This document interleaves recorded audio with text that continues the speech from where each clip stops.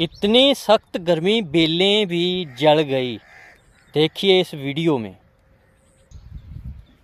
बिस्मिल्लाहिर्रहमानिर्रहीम। अस्सलाम वालेकुम नाजरीन, आज हम हमेशा की तरह वीडियो लेके आए हैं आपके साथ नया व्लॉग। तो पिछले दिनों हमने आपको खरबूजे के खेत दिखाए थे, तो आज इतनी गर्मी थी 2-3 दिन में कि हमारी जो खरबूजे की बेलें थी वो भी गर्मी में सड़ गई, यानी खरबूजे भी सड़ गए और बेलें भी सड़ गई। मैंने कहा आपको दिखाएं कि इतनी सख्त गर्मी पड़ रही है कि गर्मी ने महाल कर दिया खरबूजों की बेलों का। आप देख सकते हैं किस तरह खेत में बेलें सड़ी पड़ी हैं हमारे खेत में। खरबूजों का भी बहुत बुरा हाल हो गया, वो भी आपको दिखाते हैं कि हमारे खेत में जो खरबूजे थे तो हमने उठा के तो देखा कोई भी खरबूजा ठीक नहीं था लगा हुआ। जो भी था गर्मी ने सब कुछ गला के रख दिया। वो आपको इकट्ठे किए हुए हैं खरबूजे हमने, तो देख सकते हैं क्या हशर हो गया गर्मी में खरबूजों का। तो इसके साथ ही हमने कहा चलो आपको दिखाएं कि इतनी सख्त गर्मी पड़ रही है तो आपने गर्मी में एहतियात करनी है। आज भी हम जो व्लॉग कर रहे हैं सख्त धूप में कर रहे हैं, बहुत ज़्यादा धूप पड़ रही है। तकरीबन जो दर्जा हरारत 35 सेंटीग्रेड ते आ, तो बहुत ज़्यादा गर्म हवा चल रही है, तो बहुत ही गर्मी आ।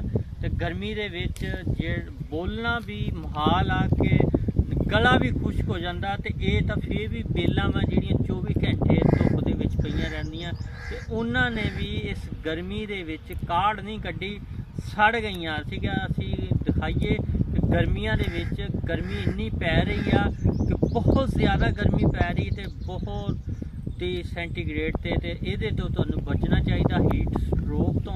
ते पानी घंटे दे विच 3-4 बारी तुहानूं लाजमी पीना चाहिए, ज़्यादा पीना चाहिए। ज़्यादातर लस्सी ते पक्की लस्सी ते कच्ची लस्सी इस्तेमाल करो कि तुहाडे जिस्म च जिहड़े नमकियात आ पूरे रहन। नमकीन लस्सी ते शिकंजवी भी इस्तेमाल कर सकते हो, क्योंकि पानी दे विच जिहड़ा असीं पी लैंदे आ उहदे नाल साडा नमकियात नहीं पूरे हुंदे। नमकियात पूरे इस तरह ही हुंदे कि असीं शिकंजवी जां लस्सी जां पक्की लस्सी वगैरह कच्ची लस्सी वगैरह पी के, ते इसे तरह पानी जदों पी लैंदे साडे जिस्म चों पसीने दे नाल नमकियात ज़ाया हुंदे आ, ते नमकियात पूरा करने लिए ये चीज़ां इस्तेमाल करनियां चाहिदियां। ते पानी दी भी अजकल कमी हुंदी है गर्मी दे विच, कम आंदा। ते साडा ये जिहड़ा बेलां सी तुहानूं असीं दिखाइयां बहुत ज़्यादा हालात खराब आ।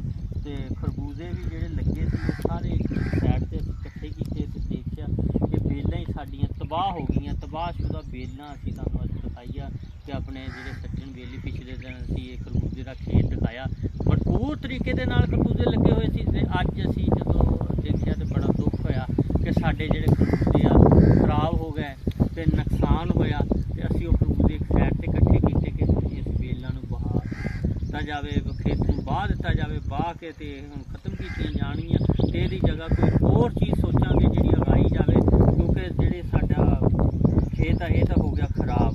ते तुहानूं बेलां भी दिखाइयां, बेलां किस तरह सड़ गईयां। खरबूजे जे कोई लग्गिया भी इक्का दुक्का नाल वो भी सड़िया पिया वा, ते स्मैल आ रही दूर दूर तक खरबूजियां दी, क्योंकि बेलां दी वजह नाल बेलां चलणगियां ते खरबूजे लगने सी। जदों खरबूजे दे अगे सिरे भी सड़ गए ने, वो भी तुहानूं करीब तो दिखाने आ देखो जी नोशो नवा हुंदी है ना, वो भी ख़त्म हो गई इस बेल दी। देख सकते हो कि कुछ नहीं अगे बचिया। गर्मी ने तबाह कन हालात कर दिते ने। इन्नी सख्त गर्मी पै रही आ कि गर्मी की शिद्दत बहुत ज़्यादा। होर भी तुहानूं बेलां दिखाने अगलियां भी देखो जी। साडियां बेलां दा जिहड़ा नुकसान होया वा वो बहुत ज़्यादा हो गया वा।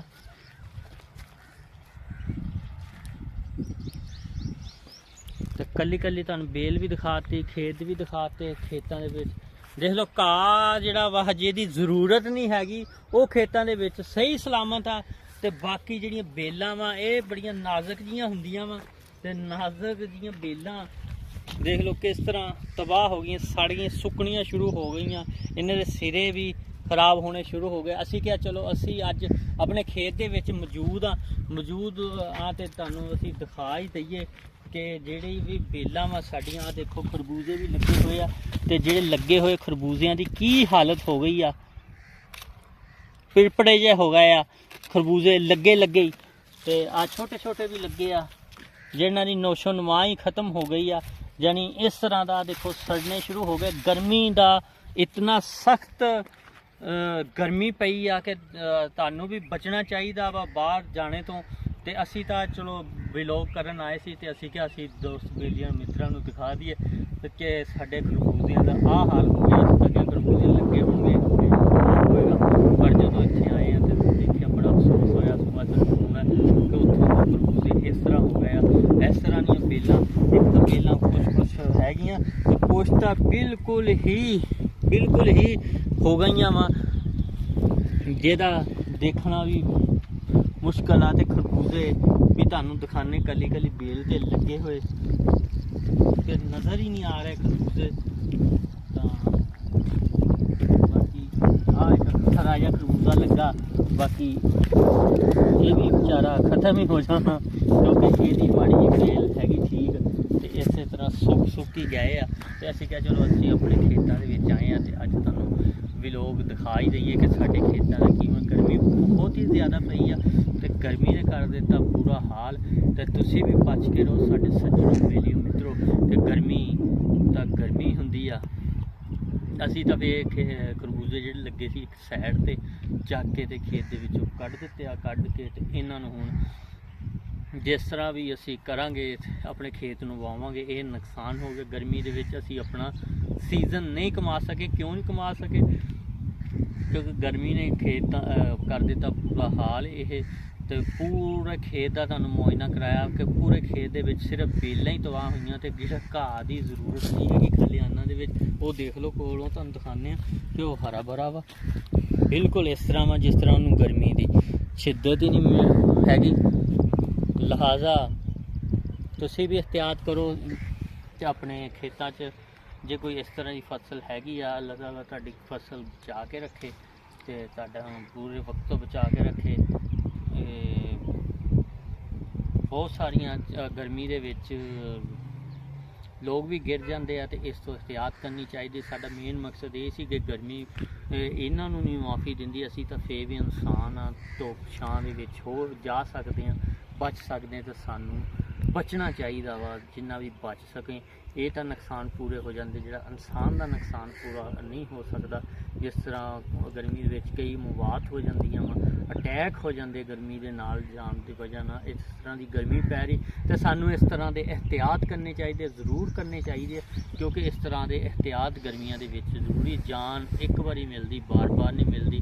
ਤੇ ਲਿਹਾਜ਼ਾ ਤੁਹਾਨੂੰ ਸਾਡੀ ਵੀਡੀਓ ਦੇ ਵਿੱਚ ਕੋਈ ਸਬਕ ਮਿਲਿਆ ਹੋਊਗਾ, ਗਰਮੀ ਤੋਂ ਬਚਣਾ ਚਾਹੀਦਾ। ਸਾਡਾ ਮੇਨ ਮਕਸਦ ਇਹ ਸੀ, ਤੇ ਇਸ ਦੇ ਨਾਲ ਹੀ ਅਸੀਂ ਤੁਹਾਡੇ ਕੋਲ ਇਜਾਜ਼ਤ ਚਾਹਾਂਗੇ। ਇਨਸ਼ਾਅੱਲਾ ਕੱਲ੍ਹ ਫਿਰ ਨਵੇਂ ਵਲੌਗ ਦੇ ਨਾਲ ਹਾਜ਼ਰ ਹੋਵਾਂਗੇ। ਅੱਲਾ ਹਾਫਿਜ਼।